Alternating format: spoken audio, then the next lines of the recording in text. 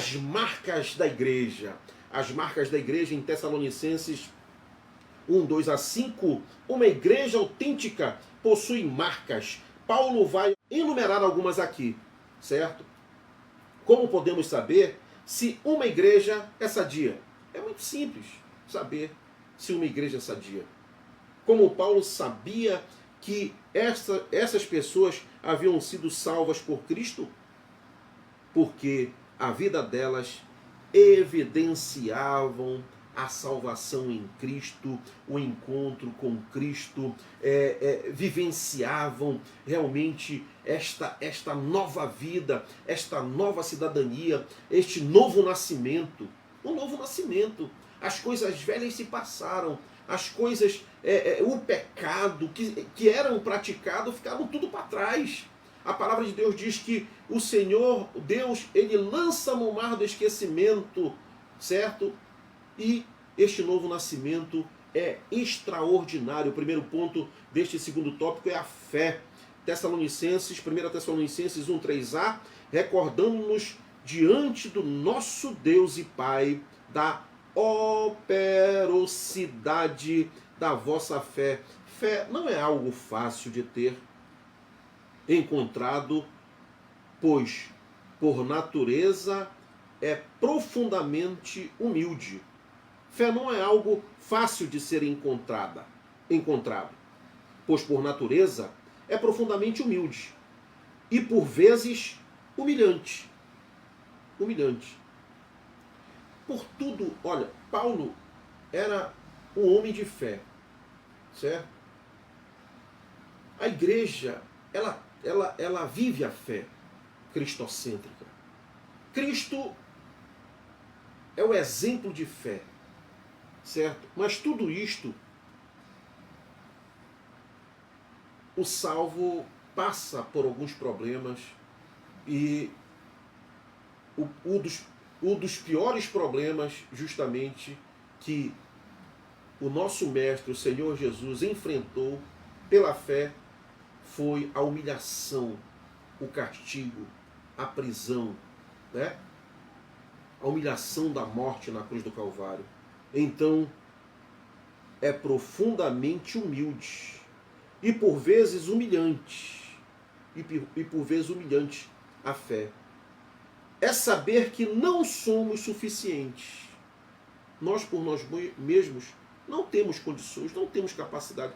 É por isso que nós temos uma certeza. É por isso que nós cristãos, a igreja, os salvos, ele tem esta convicção tão estruturada, ele tem essa base tão consolidada em Cristo. Porque não depende de mim, não depende da minha força, mas depende sim da dependência de Cristo, depende sim da dependência de sermos norteados, conduzidos pelo Espírito Santo de Deus. É isto que nos garante, é isto que nos mantém de pé, é isto que nos fortalece a cada dia, a cada caminhada, é isto que, mesmo tropeçando, o Senhor nos coloca novamente em posição de batalha, de guerra, e nós somos mais do que vencedores em Cristo Jesus, nosso Senhor. A fé, ela é centrada em Cristo e é essencial. De fato, sem Ele não há vida cristã. Olha só, sem Cristo não há vida cristã. Certo? Pode até haver religiosidade, né? E você sabe o que é religiosidade, certo? O ativismo religioso, né? Vai lá, é a aparência, né? A aparência de salvo, a aparência de cristão, né? Mas sem Cristo, essa pessoa não vai tão longe. Não vai tão longe. Somente de aparência, né? E também nós temos que destacar e saber que mesmo a igreja santa, salva, imaculada, separada, lá estão também aqueles que são joio. e aqueles que são bodes. Estes não conseguem, de maneira nenhuma, viver o cristianismo. Não tem, eles não conseguem. Não conseguem. Mas há tempo de se arrepender e há tempo de se tornar salvo, ovelha, trigo. É importante que nós entendamos isto, certo? É importante. Então, pode até haver religiosidade, mas não relacionamento com Deus. Sem fé, sabemos que é impossível agradar a Deus. E estes que vivem de aparência, pode agradar o homem, pode agradar, sabe, um ou outro, né? Em meio às turbulências, porque estes que tentam caminhar sem fé, sem agradar a Deus, geram muitas das vezes mais problemas do que outra coisa, certo? No meio da comunidade cristã. Então nós temos inclusive que saber lidar com estes, certo? Mas é possível se arrepender dos seus maus caminhos, se converter de fato e de verdade e ser alcançado pela salvação e serem praticantes desta fé que agrada a Deus. Que agrada a Deus, isso é maravilhoso. A justificação pela fé não é uma invenção da reforma. Não é uma invenção da reforma. Lutero não criou a doutrina. Ele a redescobriu em um tempo de desvios doutrinários. Somos aceitos por causa da graça, mas apenas quando cremos, certo? E em todos os tempos, né? Inclusive dos reis, né? Nós temos um exemplo interessantíssimo lá do rei Josias, que ele redescobre, né? Ele encontra os rolos das escrituras, né? E o povo vivendo uma vida totalmente destituída, separada de Deus.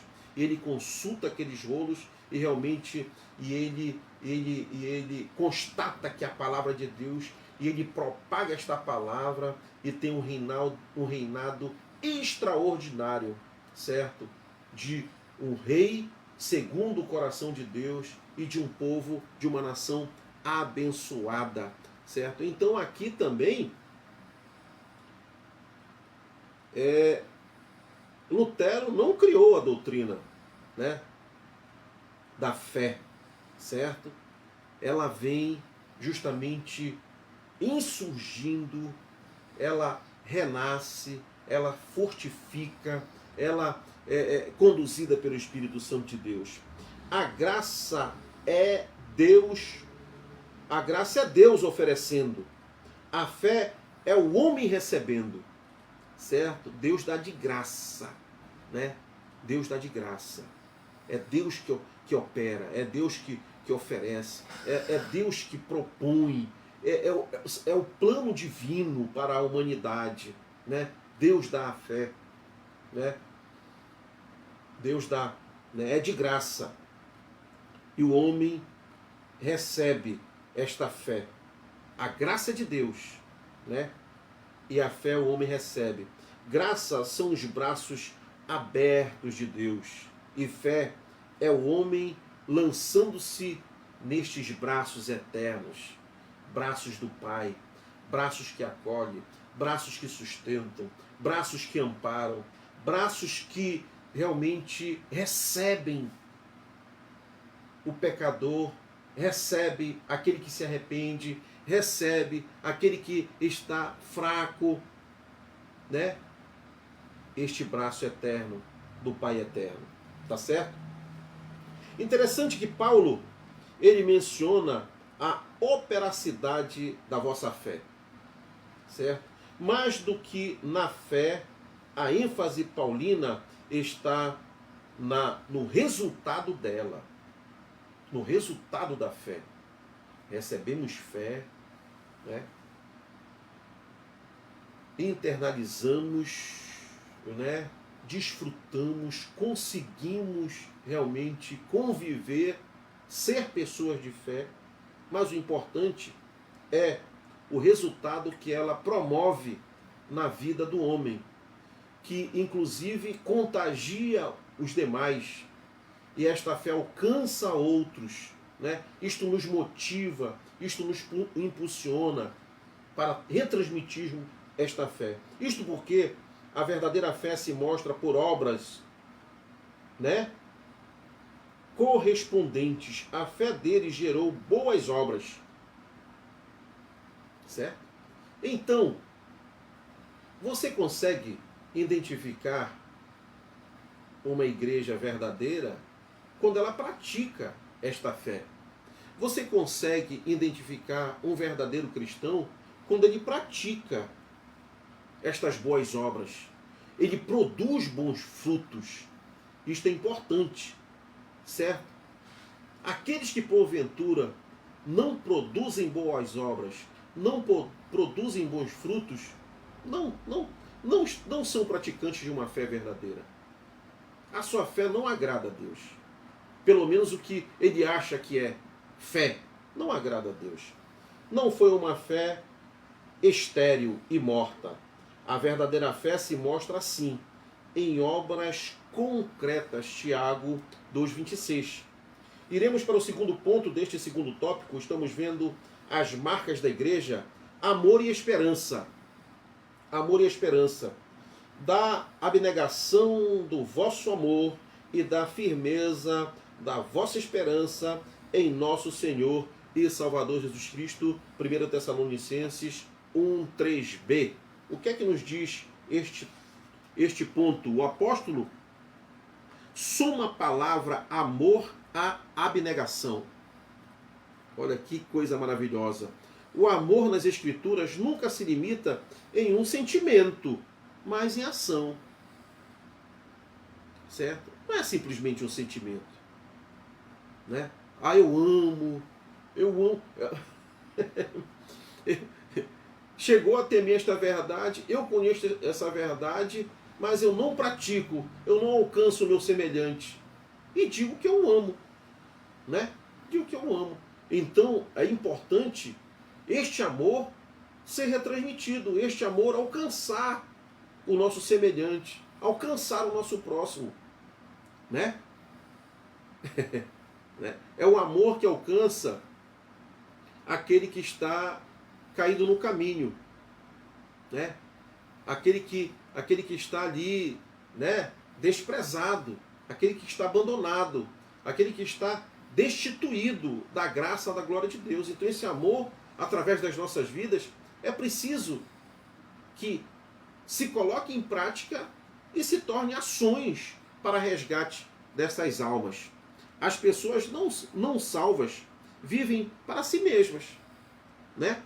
Aquele que não tem este amor, esta fé verdadeira em Cristo Jesus, desconhece estas verdades, ele muitas das vezes não sabe nem qual o sentido da vida.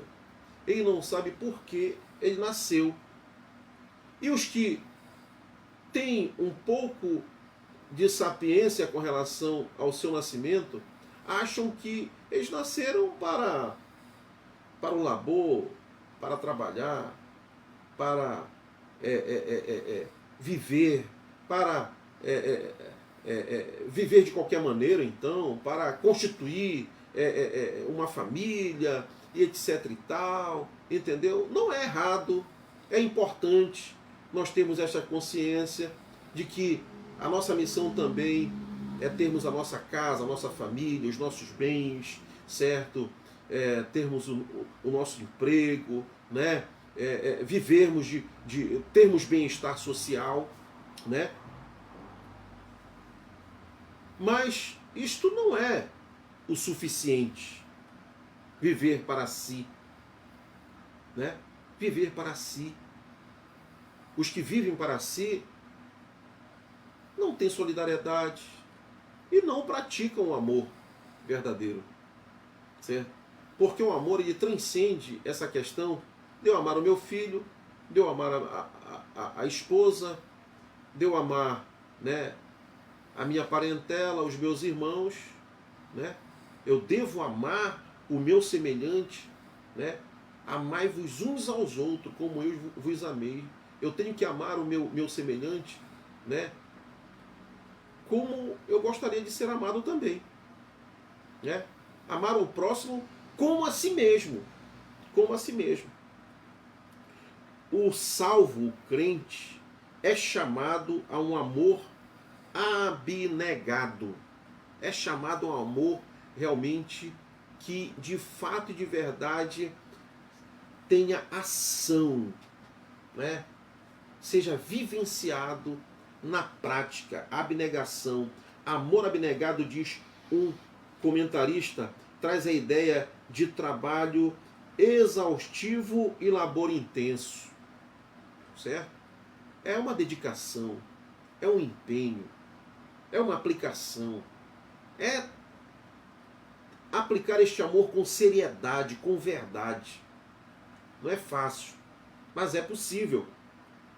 Nosso amor a Cristo e ao próximo não é verborrágico, não é verborrágico, mas de atitudes e ações concretas. Não é só de palavras, não são de palavras, certo? Mas, eu te amo, sabe? Alguém recorre a esta pessoa, né? E o que ele recebe? Um tapinha nas costas, né? Um tapinha nas costas. Não, bora tentar ver se a gente consegue. Bora tentar ajudar, bora falar com outras pessoas, bora nos empenhar, certo? Vamos nos empenhar. Se todos se unissem, teríamos menos miseráveis, né? Os pobres continuarão conosco. A palavra de Deus nos diz que nós temos que cuidá-los, nós temos que zelá-los, nós temos que cuidar do órfão, da viúva, né? Cuidar e amá-los, certo? Mas se a exemplo da igreja primitiva nós fôssemos muito mais unidos em amor, em realmente auxiliar ao nosso semelhante que vive, né, à margem da miséria, na pobreza, muitas das vezes absoluta, nós conseguiríamos sim tirar muitos, né? E este papel é um papel fundamental que a igreja ela tem que fazer, ela precisa fazer. Isto é o amor em ação. Isto é o amor em ação. Não adianta depender de governo, não adianta depender daqueles que realmente não têm compromisso nenhum, né? Tem compromisso com seus mandatos, tem compromisso com seus interesses pessoais, mas a igreja, este é o papel da igreja. Aqueles que dizem que as suas instituições não são para atender o carente, isto está totalmente errado. Vai contra o Evangelho e contra a palavra de Deus. Nosso amor a Cristo e ao próximo não é de boca para fora. Essas duas virtudes juntas com a anterior, lembra-nos 1 Coríntios, a famosa trilogia apresentada em 1 Coríntios 13:13. Fé, esperança e amor. Lá a ênfase está no amor. Aqui na esperança da volta de nosso Senhor e Salvador Jesus Cristo. Essa trilogia, elas andam juntas. Elas andam juntas. Fé, esperança e amor. Certo? Devemos observar nas três virtudes mencionadas que a ênfase está naquilo que resulta delas, ou seja, uma fé que produz obras. Uma fé que produz obras. Ou seja, certo? Um amor que se doa exaustivamente a uma esperança que produz firmeza e perseverança. A firmeza dos Tessalonicenses é notadamente enfatizada considerando a forte perseguição que sofreram desde o início, quando a igreja fora plantada. Diante da pressão e do calor da perseguição, os gregos convertidos poderiam se sentir inclinados para voltar ao paganismo ou ao judaísmo, né? os gregos ao paganismo e os judeus ao judaísmo. A perseverança inspirada na esperança foi determinante para que tal não acontecesse. O salvo sabe que seu Senhor logo virá, por isso permanece firme e não desiste. Certo? E o Senhor vem em uma série de formas. Certo? Ele vem para arrebatar a sua igreja no final dos tempos, mas o Senhor, ele se manifesta ainda na terra, no dia a dia, certo? De outras formas. Ele vem com uma intervenção divina, ele vem com uma cura, ele vem com um milagre, ele vem com uma provisão, ele vem como um protetor, ele vem como guarda, ele vem como que dá o livramento, certo? Então, esta vinda para o porvir, para as mansões celestiais, ela é uma verdade absoluta. Mas todos nós entendemos que ao nascermos de novo, ao nos tornarmos cristãos, ao sermos salvos, sim, o Senhor se manifesta em nossas vidas, em todas as áreas das nossas vidas. Isto é necessário você entender. Isto é necessário você saber, para que você venha também se aproximar de Cristo e desfrutar destas coisas extraordinárias, destas bênçãos maravilhosas, desta graça abençoadora de nosso Senhor e Salvador Jesus Cristo. O terceiro ponto deste segundo tópico é poder do Espírito Santo. 1 Tessalonicenses 1,5 nos diz o seguinte: Lena Valéria, que Deus abençoe. Um abraço, que Deus abençoe. E os demais que estão aqui nas demais plataformas, que Deus abençoe as vossas vidas em nome do Senhor Jesus.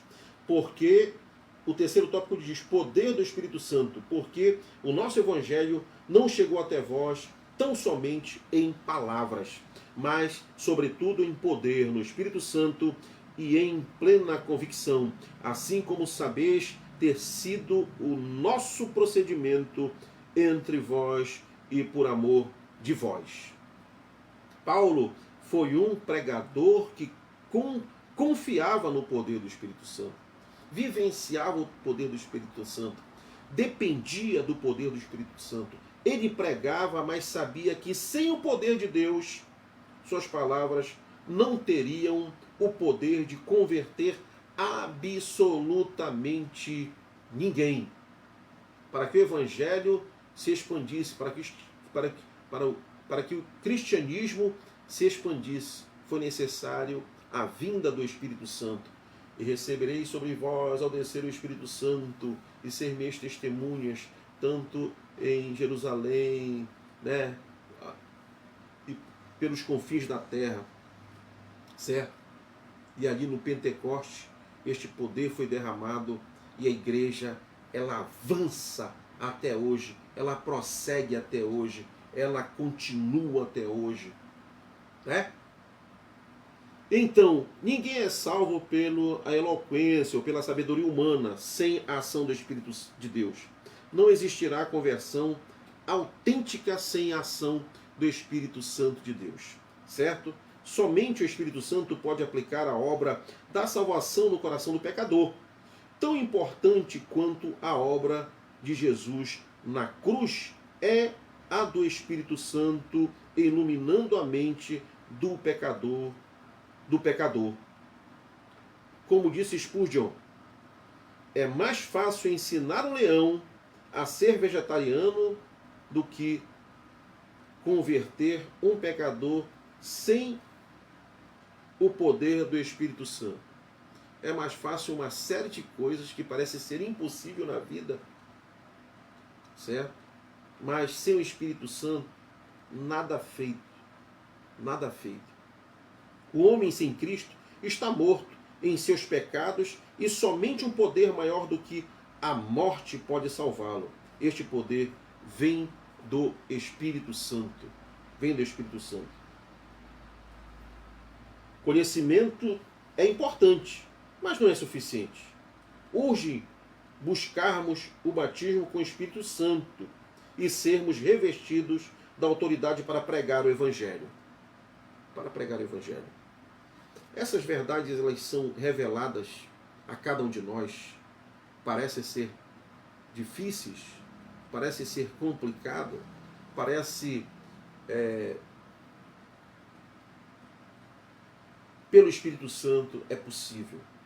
Pelo Espírito Santo se abre as suas visões, o seu entendimento, e você consegue mergulhar nestas verdades de uma forma extraordinária e esclarecedora. Certo?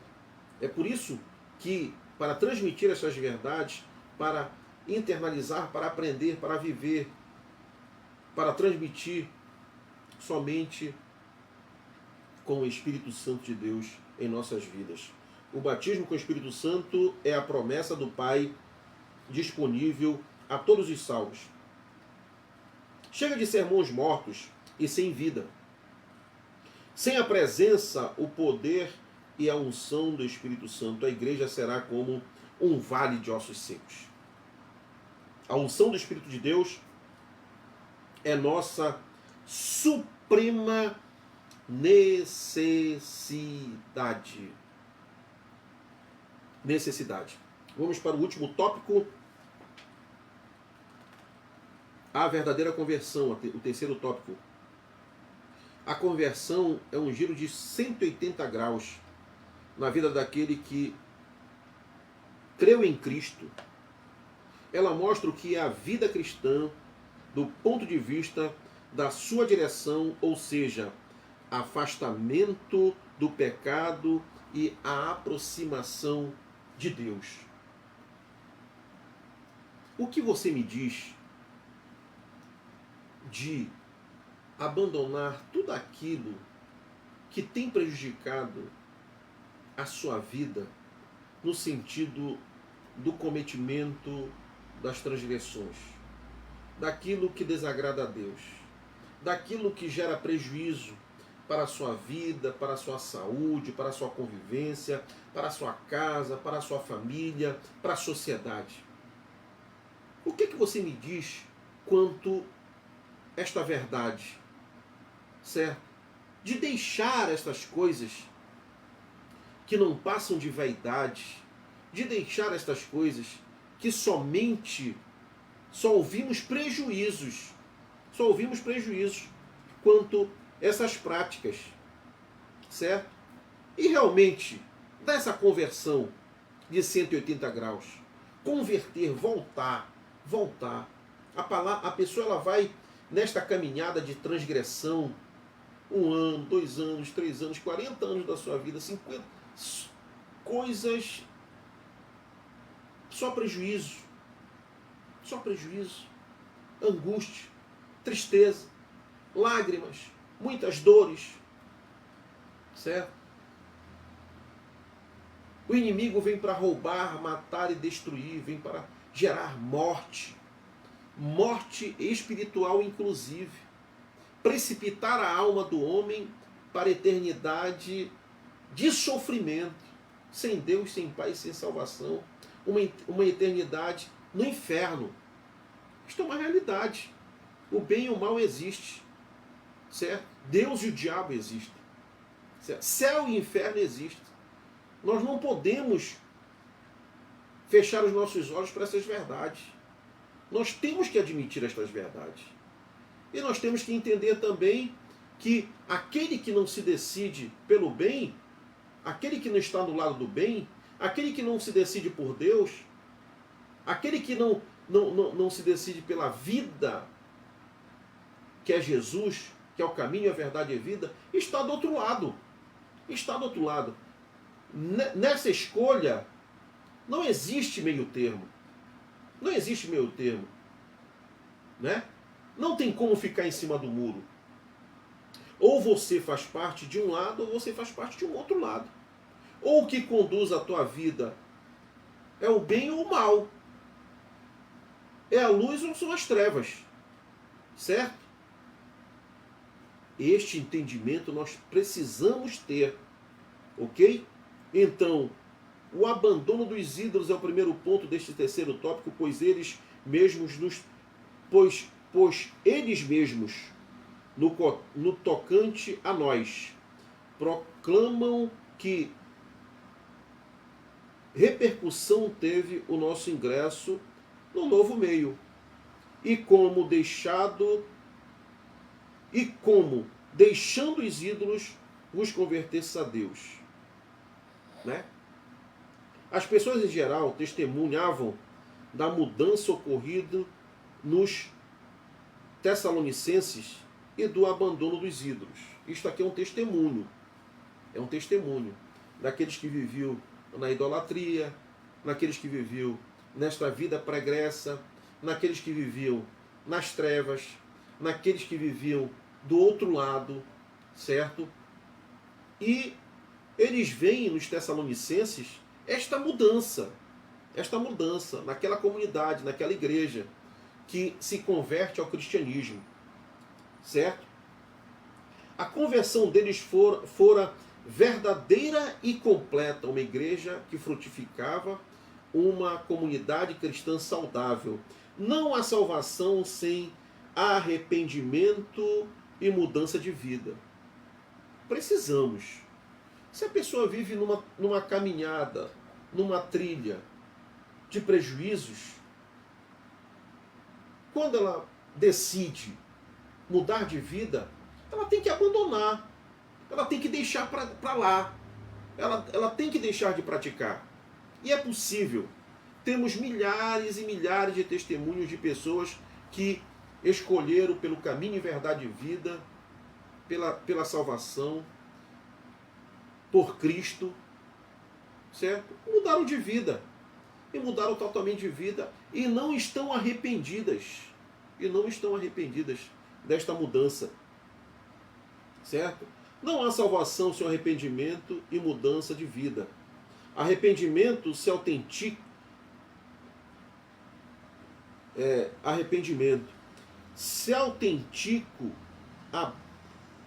Arrependimento se autêntico abrange duas coisas: tristeza por causa do pecado e um desejo por completa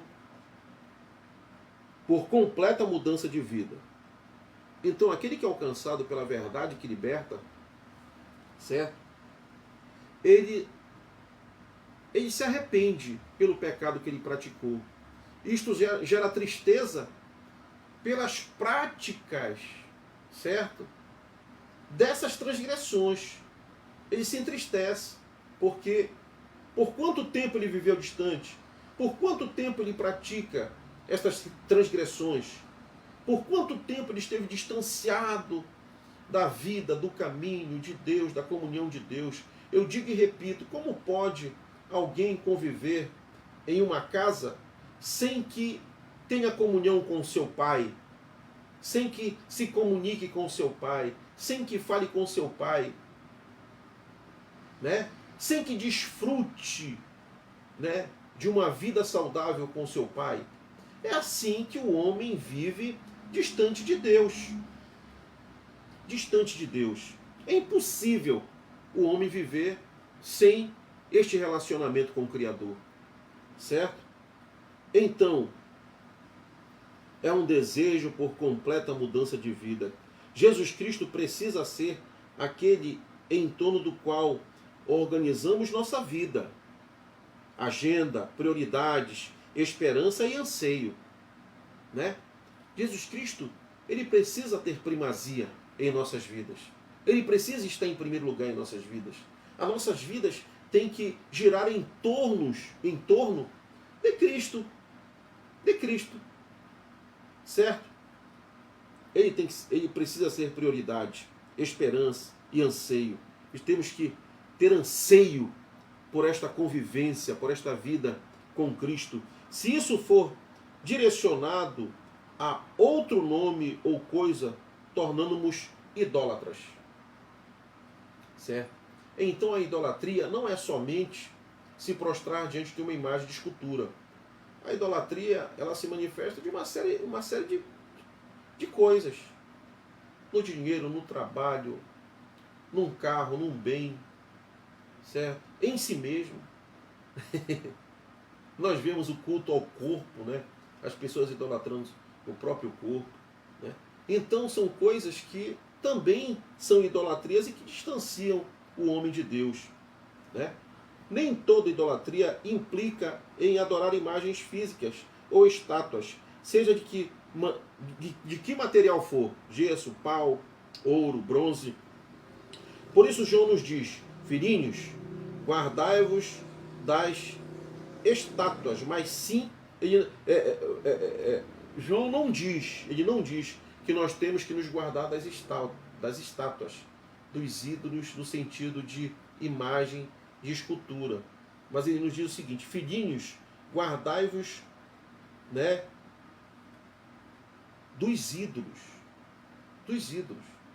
Um artista, um cantor, uma banda, idolatrar o homem, né? Isto são ídolos também. Ídolos nem sempre são representados como objetos físicos diante dos quais nos prostramos, né? A idolatria moderna é bem mais sutil e perigosa. Nunca tivemos tantos ídolos como na atualidade. Os ídolos modernos são disfarçados, porém cumprem o mesmo papel que no passado, certo? Cumpre o mesmo papel, distancia o homem de Deus, certo? Abrem um abismo entre criação e o Criador. Abrem um abismo, os ídolos. Tomar o lugar de Deus como o único a ser adorado. Então, os ídolos, eles cumprem este papel na vida dos idólatras. Tomar o lugar de Deus. Em vez de adorar a Deus, adorar os ídolos. E desta forma o homem vai se distanciando de Deus.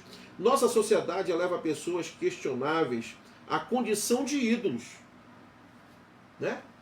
Tem pessoas que não mereceriam nenhuma vírgula de crédito.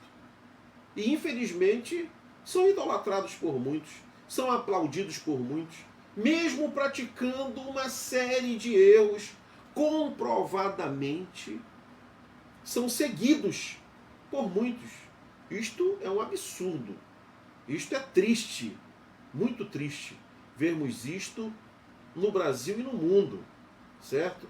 A idolatria em artistas, a idolatria em celebridades, a idolatria em políticos, a idolatria em uma série de coisas, certo?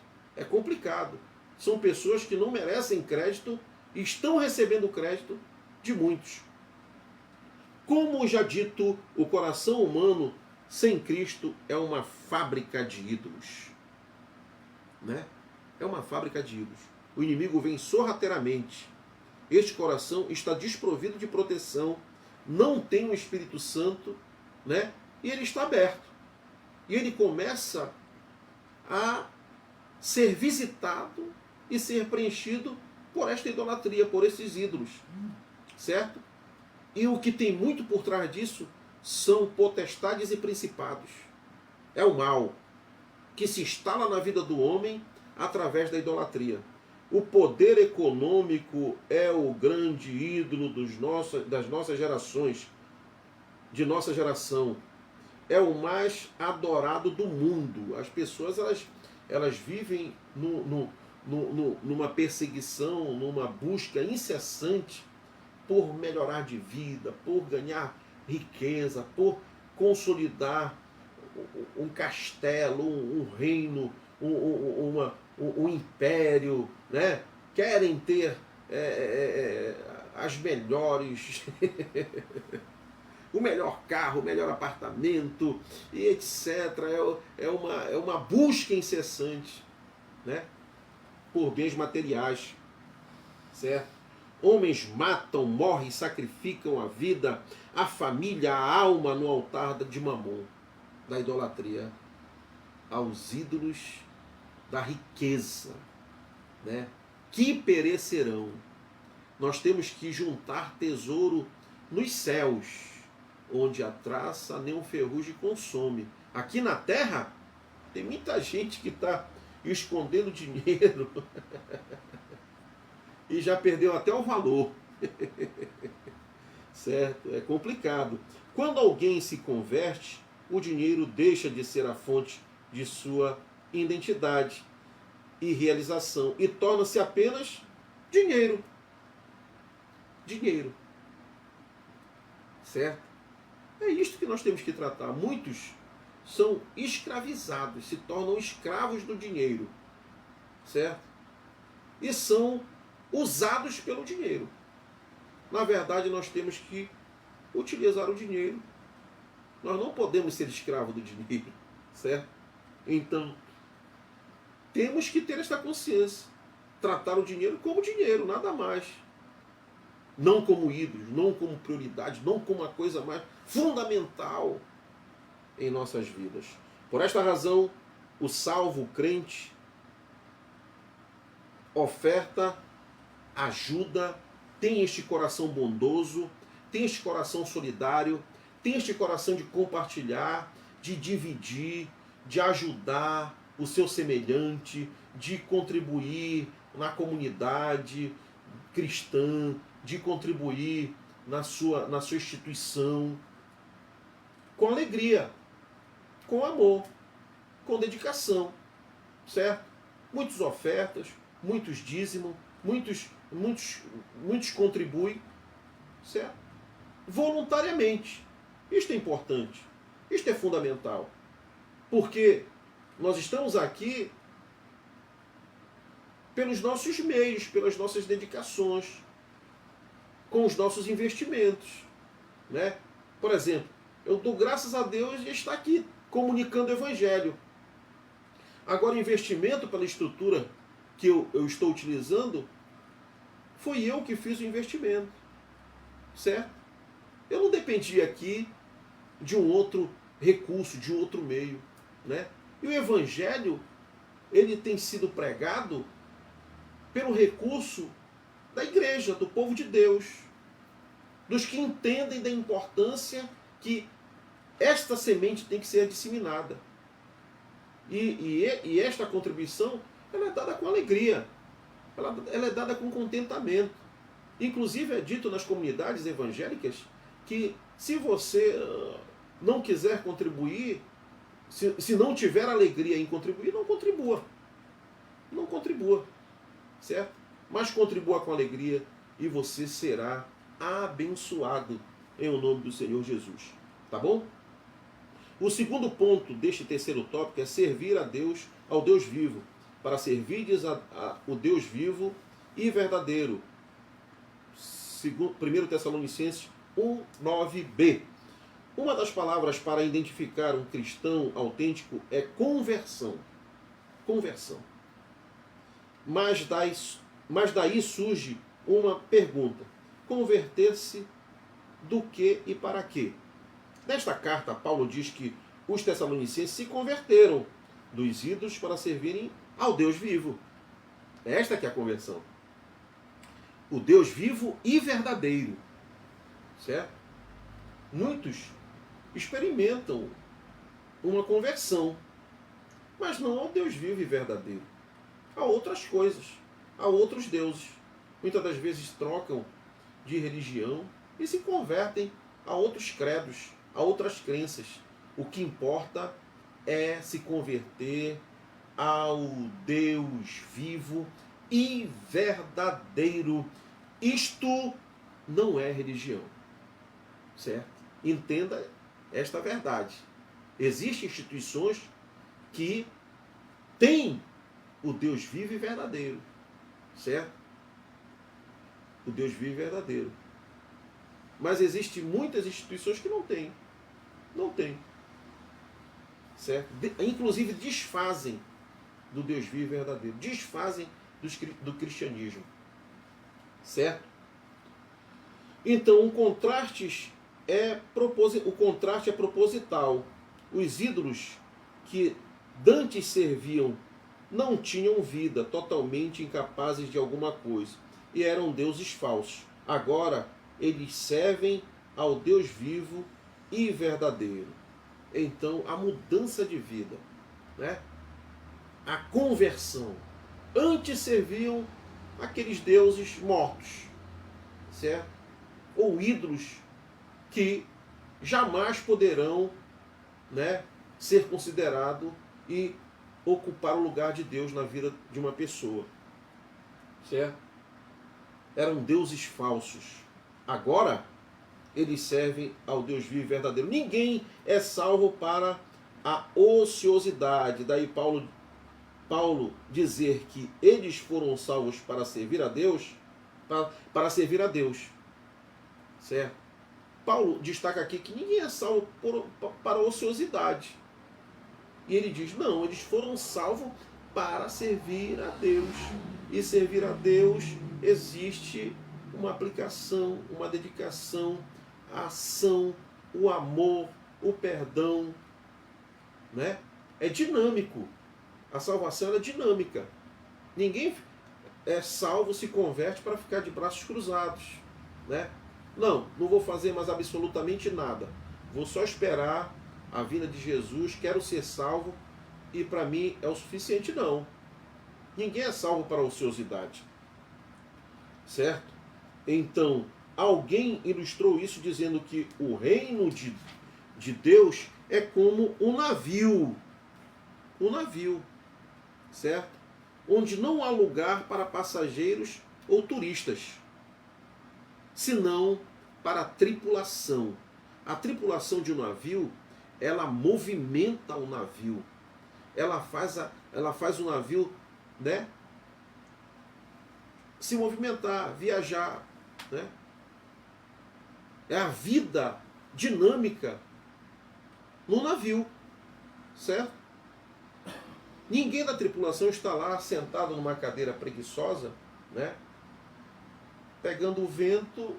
A tripulação ela não tem como, né?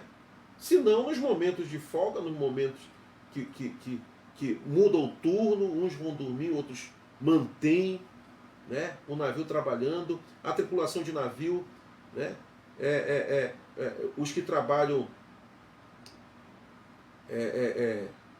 no moinho, os que trabalham no trem, os que trabalham, né, eles estão lá suprindo a necessidade, né? A engrenagem tem que funcionar. Então, neste navio não há lugar para passageiros ou turistas, apenas para a tripulação. Conversão conduz ao serviço. Como se espera que o crente aguarde o retorno de Cristo? Servindo. Né? Servindo. Nós estamos na comunidade cristã servindo. Servindo ao próximo, servindo ao nosso semelhante, servindo ao reino. Certo? Serviço. O terceiro e último ponto deste terceiro tópico, livramento da ira. 1 Tessalonicenses 1,10. E para aguardardes dos céus o seu Filho, a quem ele ressuscitou dentre os mortos, Jesus, que nos livra da ira vindoura. Nos livra da ira vindoura. O apóstolo conclui este, como fará com todos os demais capítulos, falando da volta de Cristo. O crente deve aguardar com alegria este glorioso momento. É uma verdade. As profecias se cumprem. As profecias se cumprem. A segunda coisa dita é que estamos livres da ira vindoura. Nós estamos livres da ira vindoura, e quando nós nos decidimos por Cristo, nós estamos livres de uma série de coisas em toda a nossa trajetória, em toda a nossa vida. Certo? A segunda coisa dita é que estamos livres da ira vindoura. A expressão ira vindoura é interpretada por alguns como uma referência às dores e angústias que sobrevirão aos habitantes da terra por ocasião da volta de Jesus. Certo? Os últimos dias. A ira vindoura dos últimos dias. Esta vinda não significa terror para o salvo. Não. Ele não tem do que se preocupar. A igreja não tem do que se preocupar. O salvo não tem do que se preocupar nos últimos dias. Já estará nas mansões celestiais. Nós já estamos nos braços do Pai, protegidos, guardados. Hoje, neste instante, neste momento. Outros veem esta expressão como uma referência à ira de Deus sobre o pecado, o qual foi derramado sobre Cristo na cruz. Dela todos que nele creem já estão livres, pois nenhuma condenação há para os que creem em Jesus. Né? Esta ira vindoura, para muitos, representam a ira de Cristo, derramado sobre aqueles que rejeitam o sacrifício de Cristo, rejeitam a salvação em Cristo Jesus. Imagine só, se porventura alguém, eu não digo você, alguém, né, perde o seu filho para um algoz, né, para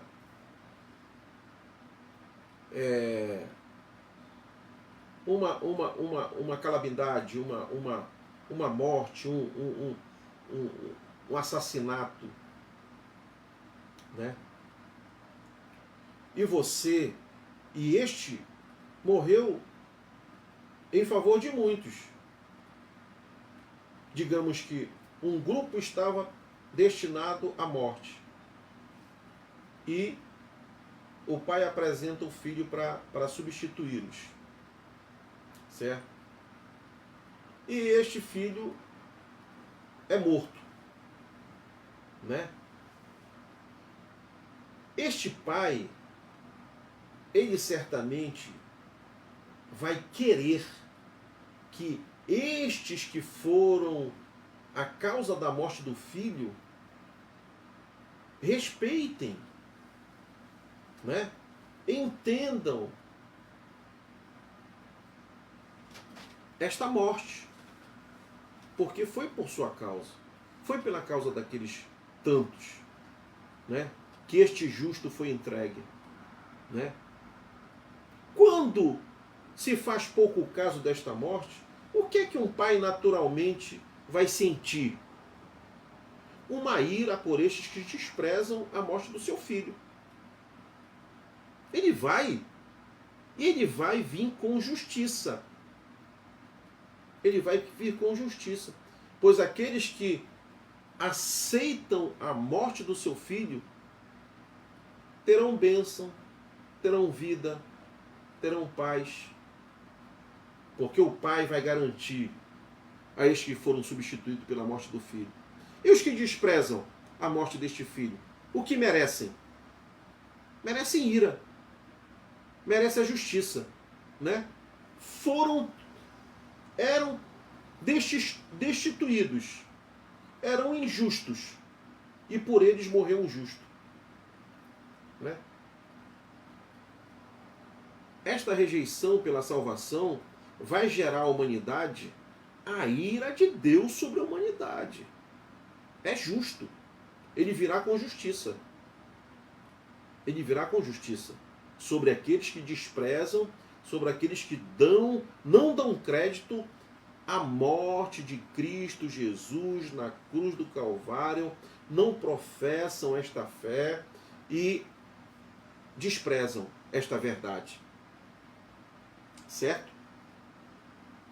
Então, veremos aqui, para os incrédulos, ela permanece conforme Jó 3,36. O que todavia desobedece ao filho não verá a vida. Não verá a vida. Mas sobre ele permanecerá a ira de Deus. Né? Vamos ver aqui no anterior. Dela todos que nele crê já estão livres. Já estão livres. Eram escravos de maldição, debaixo de maldição. Com a morte de Jesus, já estão livres. Pois nenhuma condenação há para os que estão em Cristo Jesus. Para os incrédulos, ela permanece. a maldição permanece. Né? O que todavia desobedece o filho não verá a vida, mas sobre ele permanece a ira de Deus. Seja como for, nem todos serão livres, mas apenas os salvos, os crentes, os convertidos a Cristo. Né? A ideia da universalidade, do universalismo, não é bíblica. Não é bíblica. A salvação é para todos, mas todos que se convertem. A salvação é ide por todo mundo e pregar o evangelho a toda criatura. Quem crer e for batizado será salvo. O que não crê, o que despreza o evangelho, o que despreza a Cristo, o que despreza estas verdades, é condenado. É condenado. Aplicação pessoal nos diz o seguinte: aplicação pessoal. Vivamos os frutos de uma conversão autêntica. Conversão real gera testemunho que transforma vidas. Testemunhos que transformam vidas. Certo? Então que nós possamos viver estas verdades extraordinárias do Evangelho e receba Jesus.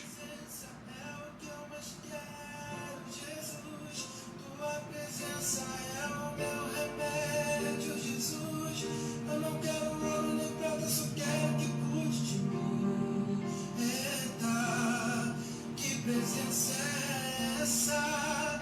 Presença que mexe, confronta com tudo aqui dentro da gente, que causa arrepio. Que a presença do Senhor Jesus preencha a sua vida, entre na sua casa, na sua família, e que você possa receber Jesus como seu único e suficiente Salvador pessoal. Vou fazer uma breve oração. Senhor, estamos na tua presença. Obrigado por esta oportunidade. Pai, que esta palavra venha cair em terra fértil, que esta semente caia em terra fértil e frutifique em nome do Senhor Jesus. Espírito Santo, convence esta pessoa, que esta pessoa venha abrir o seu coração e receber o Senhor na sua vida, e que o Senhor Espírito Santo convença do pecado, da justiça e do juízo, em o nome de Jesus. Chegamos no final desta programação, voltaremos na quarta-feira, se Deus disser que sim. Ao Deus eterno, imortal e invisível, honras e glórias pelos séculos dos séculos. Amém. Até a próxima, em nome do Senhor Jesus. Tchau, tchau.